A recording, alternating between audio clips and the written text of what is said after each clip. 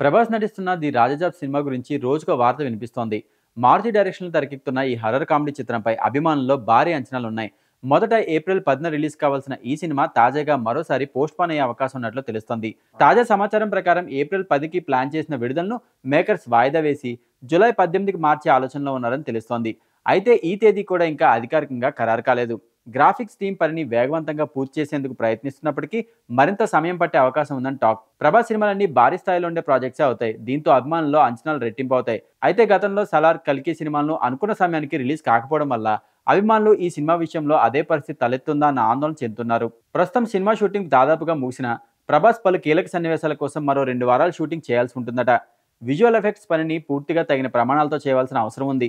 అందుకే మేకర్స్ హడావుడిగా రిలీజ్ చేయకుండా మరింత క్వాలిటీ పెంచేందుకు ఎక్కువ సమయం తీసుకుంటున్నారని సమాచారం.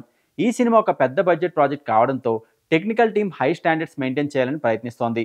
ప్రస్తుతం మేకర్స్ ఎప్పుడు రిలీజ్ డేట్ పై అధికారిక ప్రకటన చేస్తారో చూడాల్సిందే.